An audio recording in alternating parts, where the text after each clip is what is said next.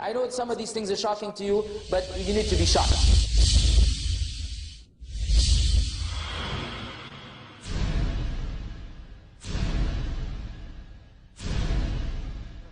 Latifa, I asked the director as well to put the calls on hold because we're closing up here on Ask Huda. Care to comment on Dr. Salah's comment? As Shaykh Salah rightly said, that there are different opinions as far as the niqab is fard or not, and I do agree with him totally.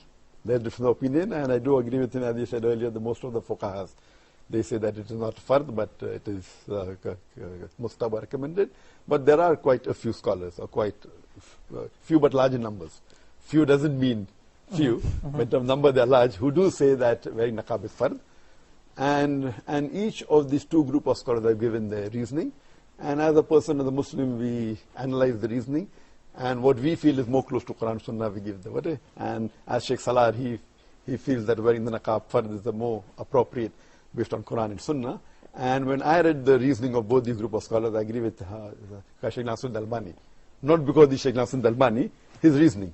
And in his book, he has given more than 20 reasons why niqab is not fard. I myself could refute many of them, which I don't think it is correct. That it is, like, because I'm a debater. So whenever I give an answer, I punch holes in my own answer. Out of them, there are at least 7, which I feel are irrefutable. And if you go to my website, I've given those 7 reasons, which is irrefutable, as far as I think that niqab is not fard. And I being a debater, their own debate with Shaykh Muhammad Salah, mashallah, great Shaykh, alhamdulillah, Allah has given great knowledge. But what I do, that whatever reasoning the other group of scholars have given, I use that in my favor. Okay. And out of that, I think 2 reasoning which Shaykh Salah said. He said that while in ihram, in Umrah, or when you go for Hajj, it is a lady who's in ihram, her face should not be covered. So he said that normally, if it's not covered, so the contrary is fard. His reason, which I disagree. If that's the case, if it is haram to cover the face, it becomes fard, then many things which is haram should become fard otherwise. In which I can give 100 things, in which it is haram and is not fard otherwise. Okay. Many things. Okay. Many. You can give umpteen number of things. What I say, many things which are mubah and many things which are mustahab, they become haram. For example, shaving, for example, clipping the nails. Mustahab. It becomes haram during that state of ihram. Many things. So many things which are mustahab become haram. There's not a single thing which is fard which becomes haram. SubhanAllah. If that's the case, offering salah is fard, then becomes haram during normal life? No. So in logic, this itself defeats the purpose. He's basically answering the third party. Therefore I'm saying, but this again, I never go my answer based on logic. But logic, Allah has given that brain to me, mashallah. This is not the reason why it is not fard. But logic, Allah has given me the brain. Any logical thing I can counter argue. Therefore logic is not number 1 in Islam. Number 1 is Quran, then is Sahih Hadith. Logic is third. So this is not the reason. But the reasoning what the other people are giving, most of the scholars who say that niqab is fard is on logic.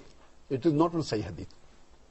Okay. Because for anything to be fard, it should be either proven from the Quran or from the statement of the Prophet.